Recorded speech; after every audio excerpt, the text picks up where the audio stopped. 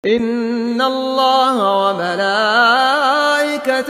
يصلون على النبي يا أيها الذين آمنوا صلوا عليه وسلموا تسليما.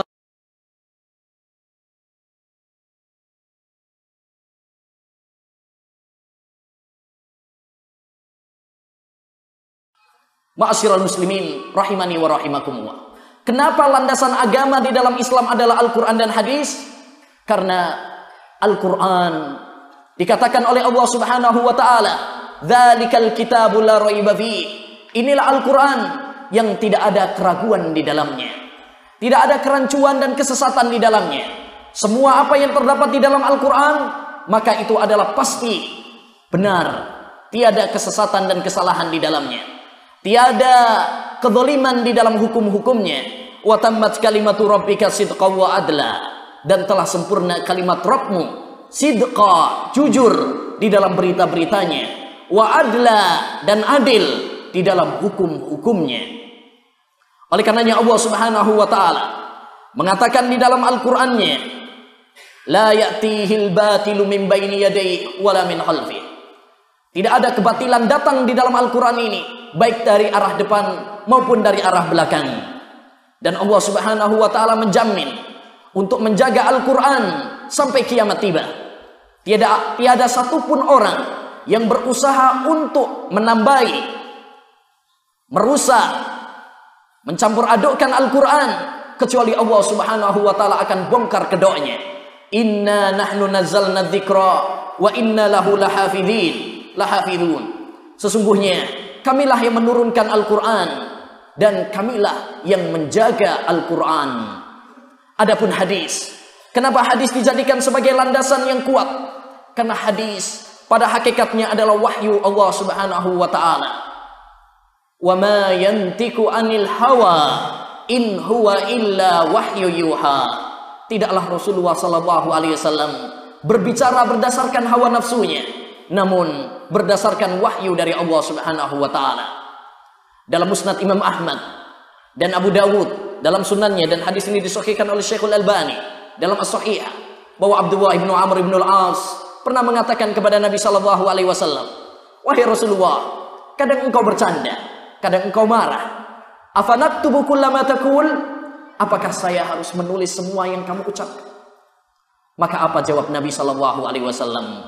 Beliau mengatakan, "Uktub, fawalladzi nafsi biyadih, la yahruju minhu illal haq."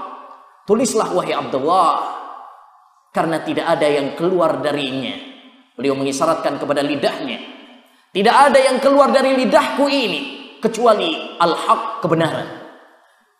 Maka apa yang disabdakan oleh Nabi pasti benar adanya, karena hadis adalah wahyu dari Allah Subhanahu wa ta'ala, sebagaimana Al-Quran. Ala inni utitul Quran wa mislahu ma'ahu.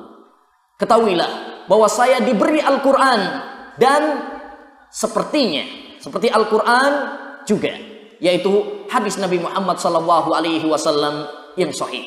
Maka alangkah celakanya segelintir orang yang disebut dengan kelompok Qur'aniyun atau ingkar sunnah, yang menyatakan bahwa cukuplah kita dengan Al-Quran saja, kita tidak membutuhkan hadis Nabi sallallahu alaihi wasallam. Ya, sesungguhnya mereka adalah kelompok yang menyimpang dan kelompok yang sesat. Rasulullah sallallahu alaihi wasallam jauh-jauh hari telah mengabarkan tentang adanya tipe orang seperti ini. Yushiku rajulun syab'ana ala arikatih ya'tihil amru min amri fayaqul ma wajadna fi kitabillah ittaba'na. Akan ada seorang yang kenyang, kemudian dia bersandar di atas permadaninya, kemudian dia mengatakan, apa yang kami dapati di dalam Al-Quran itulah yang kami ikuti. Padahal datang kepadanya hadis Nabi Muhammad SAW. Dia menolaknya. Dia mengatakan cukuplah dengan Al-Quran saja, kita nggak butuh hadis Nabi SAW. Ya, maka ini adalah pemikiran yang sesat dan menyimpang. Ya, katakan kepada mereka, jika kita mencukupkan dengan Al-Quran saja, tanpa hadis Nabi Muhammad SAW, bagaimana sholat Anda? Bagaimana puasa Anda? Bagaimana zakat dan haji Anda? Karena hal itu tidak diperinci di dalam Al-Quran, namun hanya diperinci di dalam hadis Nabi Muhammad SAW.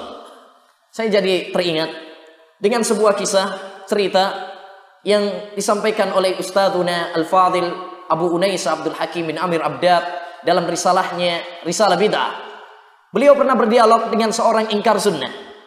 Ya, dia mengatakan cukup kita dengan Al-Quran saja, adapun hadis kita nggak perlu. Apa dalilnya? Dia mengatakan dalilnya adalah hadis kana Nabiyyu sallallahu alaihi wasallam khuluquhul Quran. Adalah Nabi sallallahu alaihi wasallam itu akhlaknya Al-Quran. Loh, kamu menolak hadis tapi berdalil pakai hadis. Ya, berdalil dengan hadis. Maka ini sungguh aneh tapi nyata. Selanjutnya ayyuhal ikhwan, setelah kita memahami bahwa landasan di dalam beragama yang benar, landasan beragama yang benar adalah Al-Quran dan hadis Nabi Muhammad SAW. Dan satu lagi, ya, yaitu al-ijma'. Namun perlu diketahui bahwa ijma' adalah cabang dari Al-Quran dan Sunnah. Rasulullah SAW mengatakan, la tajtami'u ummati ala dhalalah. Umatku tidak akan bersepakat di atas kesesatan. Kenapa saya katakan ijma' adalah cabang dari Al-Quran dan hadis? Karena tidak mungkin ijma' terwujudkan kecuali berdasarkan Al-Quran dan hadis. Ijma' itu pasti berdasarkan Al-Quran dan hadis Nabi Muhammad sallallahu alaihi wasallam.